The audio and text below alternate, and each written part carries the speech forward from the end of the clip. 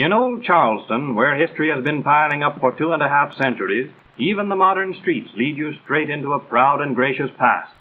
Here's the old exchange, scene of one of the grandest parties Charleston ever saw. That was in 1791, and the guest of honor was George Washington. The folks down here have a slogan, Charleston, America's most historic city. They even have a city hall that dates from 1801. As we approach City Hall Park, we have our first glimpse of the famous wrought iron gateways of Charleston, the finest specimens in America of a handicraft that nobody seems to have time to practice nowadays. Sir William Pitt, in stone and without his arms, stands in the park. This was the great man who stood up in the House of Commons and rejoiced that the colonists had resisted the mother country. Charleston set up this statue 5 years before the Revolution, and then during the siege of 1780, the British by chance took an ironic revenge when a shot from their guns carried away Sir William's arms. And here's an old building, the old powder magazine, which dates clear back to sometime in the 1600s. They built it of taffy, lime, and oyster shells. A fiery spirit of the old days lived in this house, Colonel Rhett, who led the little fleet that rid the Carolina coast of pirates. And here's the spot where Carolinians of those old days used to do their pirate hanging. Here Bonnet, a real big shot in the pirate trade, met his end with 60 others. This Bonnet was a remarkable chap, a man of good family and of means, well educated and with charming manners. He rose as high as a first-class pirate could in those days, and then a sudden drop. Not far away, we found another of those beautiful wrought iron gateways. They date from way back before the machine age, and in that distant day, every graceful curve and detail was laboriously worked out over an anvil by some sturdy arm long since stilled.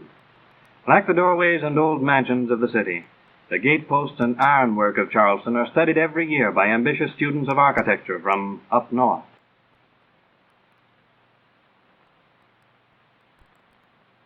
This old house, 20 years older than our republic, is remarkable for housing invading commanders, Sir Henry Clinton and Lord Cornwallis during the Revolution, and a Yankee general during the dark days of '65. Everywhere is an old-time, almost an old world, charm and quaintness.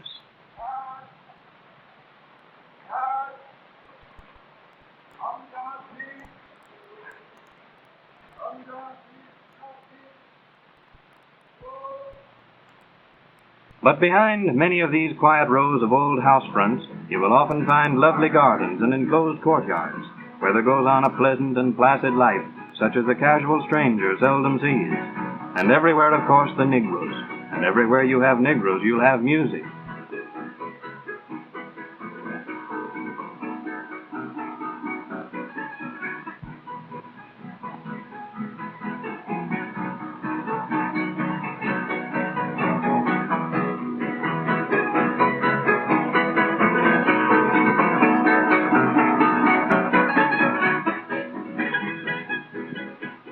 The real Negro quarters in Charleston may not boast classic colonial architecture in all its flower, but it has a quaintness all its own. Somebody has called Charleston the most civilized city in the United States, and in one way at least it is a highly civilized place. For here, where tradition reigns supreme and the possession of a proud old name is the finest thing a man can have, money means little. That is, it's useful enough, heaven knows, but it won't buy respect or social position. It's the one place where social life isn't organized around wealth. Charleston is a city with a voice all its own, a place with a distinctive rhythm. One most characteristic tone, heard here as hardly anywhere else, is the cry of the Negro street vendor, who at any minute is likely to come upon us from some quaint alley, or from one of those picturesque conglomerations of old buildings that give the town its peculiar charm. And here's Papa Joe, calling his wares as he passes this stately row of fine old houses. Listen to him and see if you can tell what he's selling. Believe it or not, Papa Joe is announcing that he has fresh shrimp for sale. Folks here are proud because the houses are antiques, and Papa Joe is proud because his shrimp aren't antiques. And all three, the houses, Papa Joe, and the shrimp, all of them are familiar Charleston institutions. Looking through Church Street, we see one of the most beautiful churches in America, Old St. Philip's. Washington attended services at an earlier St. Philip's on this same site. soon afterwards, Charleston had a great fire. A blaze broke out in the steeple, and the church was saved only by the courage of a Negro sailor, who climbed to the top of the steeple and tore away the burning shingles. They gave him his freedom, a purse of money, and a fishing boat. In 1835 there was another fire, but the Negro sailor wasn't on hand this time, and old St. Philip's burned to the ground.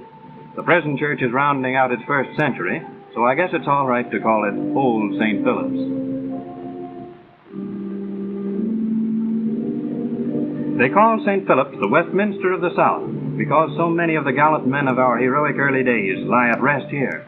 You won't find General Gadsden's grave, because in his will he directed that it be leveled and left unmarked. He added that he disliked ostentation of any kind. William Rhett, who fought all those pirates, rests here, and John C. Calhoun, pride of Carolinian statesmanship. And this is the grave of Edward Rutledge. The extraordinary thing about Edward Rutledge's tombstone is that it goes into great detail as to that gentleman's virtues and achievements, and Rutledge was a very able citizen, but it doesn't say a word about his being one of the signers of the Declaration of Independence, which after all is his chief claim to the attention of posterity. Rutledge, along with two other signers, Middleton and Hayward, was an early patron of Charleston College, the alma mater of a long line of Carolina's leaders. That same Arthur Middleton who signed the Declaration of Independence lived in this fine old Tudor mansion, and right down to our own time his descendants have occupied it. Arthur Middleton died at the early age of 45 and rests in a tomb on the estate, secure in his fame as an ardent patriot and an elegant and accomplished gentleman. To beautify their place, the Middletons brought over 2 English landscape gardeners. This was nearly 200 years ago, and today the famous Middleton Gardens look pretty much the same.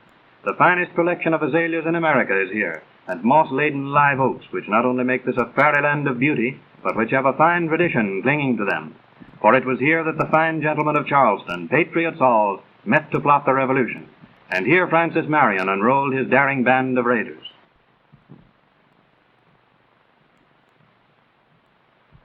Marion, a guest at this house one evening, found the doors locked.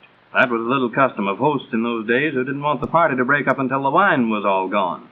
Marion, who didn't like wine that well, jumped from the second story and broke his leg. And so when the British captured Charleston and nearly all the American officers, Marion was away at his plantation with a game leg, but free. It was through these woodlands and swamps that Marion was soon leading his little band of patriots in many a terrifying raid against Tarleton's redcoats. Marion's men were farmers and hunters, and every foot of this difficult country was known to them. It all looks peaceful now, but it was here that, in those brave days, hearts beat high with heroism, and the sheltering trees are so many monuments to the dashing exploits of Marion and his men.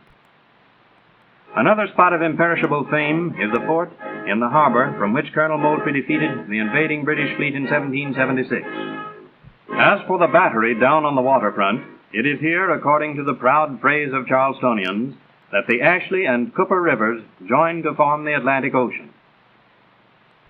And now for our last glimpse of Charleston, a gracious old city where memories and traditions live and thrive in a congenial air. Old St. Michael's Church, which you see there, has watched over centuries of our old South, the South that Washington and Lafayette knew, the South of Calhoun and Wade Hampton, the South of today, rich in its heritage of great men and great deeds. Let's join those old chimes of St. Michael's in saluting a city where romance and sentiment and heroic memories have reality